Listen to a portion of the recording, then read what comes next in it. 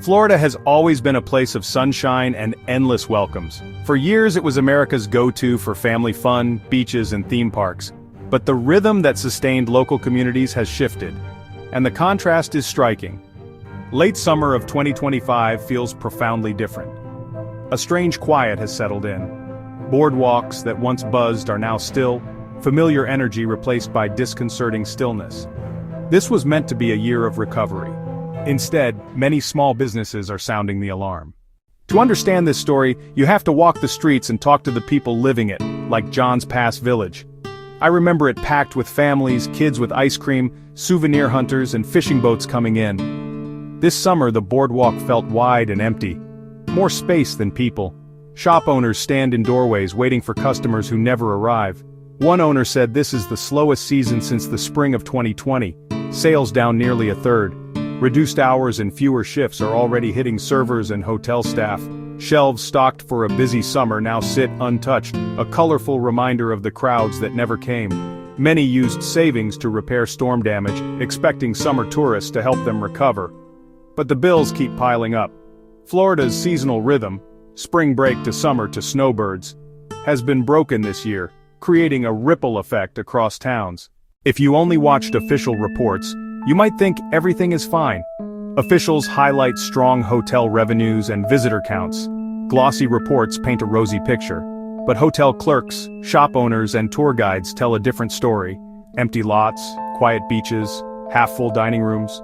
Locals ask whether revenue looks healthy only because room rates rose while occupancy fell, or if visitor counts include non-tourists like relief workers. This widening gap between official narrative and lived reality is eroding trust, and that makes solving the problem harder. Ask locals, and the first two answers are almost always hurricanes and the economy. Hurricane Helen forced closures and repairs. The physical toll is real and recovery takes time. Inflation and high interest rates mean many families are trimming travel budgets. Flights, condo rentals, theme park tickets get reprioritized. But historically, Florida bounced back from storms and recessions. This decline is deeper and more prolonged than expected. To understand why, we have to look beyond weather and money, at politics, reputation, and shifting international perceptions. Florida's appeal was once universal, a welcoming brand built on sunshine and fun. But in recent years, headlines about polarizing politics began to shape how outsiders see the state. A combative style and hardline policies have alienated some potential visitors at home and abroad. Travelers look for safety, friendliness, and inclusivity, and perception matters. Negative coverage makes many rethink Florida. With so many choices, families and international visitors can easily pick friendlier-looking destinations. A tarnished reputation is harder to fix than a repaired building. Rebuilding trust can take years. When international visitors pull back, the economic hole they leave is deep. International guests stay longer and spend more. For decades, the arrival of Canadian snowbirds was as reliable as the winter sun. They became seasonal residents, an economic lifeline that supported local grocery stores, pharmacies, and social life. In 2025, the flow of Canadian visitors has slowed to a trickle, and towns built around that pattern are feeling it.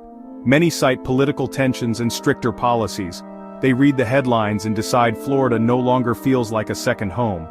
Instead of Florida, many try Arizona, Texas, Mexico, or the Caribbean, destinations that feel friendlier or simpler to visit. This isn't just lost tourism dollars. It's empty doctors' offices, fewer prescriptions, and quieter community life. Communities that long relied on snowbirds are now forced to rethink an entire year of planning and income. Beyond visitors, daily costs in Florida are rising, and that pinches both locals and tourists. A mix of inflation and new tariffs has driven up prices on everyday items. A local mother showed a receipt. Parmesan that once cost $13 now near $17. Small increases that add up fast. When budgets tighten, families cut discretionary spending. Fewer dinners out, fewer souvenirs, fewer attraction tickets. That drop in incidental spending hits local restaurants, shops, and attractions that rely on those small purchases. It creates a vicious cycle. Costs up, spending down, businesses cut back, communities weaken. Add controversial projects and negative international coverage, and the squeeze becomes both economic and reputational. Beyond numbers are people, servers, housekeepers, front desk clerks, whose lives are being upended. The server who once made livable tips now comes home with a fraction of what she needs for rent and groceries. A young hotel worker saving for college now has shifts cut to 2 or 3 days a week. Futures put on hold. Households make painful choices. Fewer groceries, skipped appointments, kids missing activities. Hundreds of thousands depend on tourism. When it falters, their livelihoods and communities face real harm. For some, the downturn leads to eviction, debt, or job loss. Consequences far beyond a slow season. Their stories are essential to understanding the full depth of Florida's crisis in 2025. Summer 2025 shows Florida at a crossroads, a moment that could redefine the state for years. This decline isn't solved by a new slogan. It requires honest work to address root causes. Solutions include outreach to international visitors, listening to small businesses, and showing the world Florida is welcoming again. Rebuilding trust will take time, humility, and real partnership with workers and communities.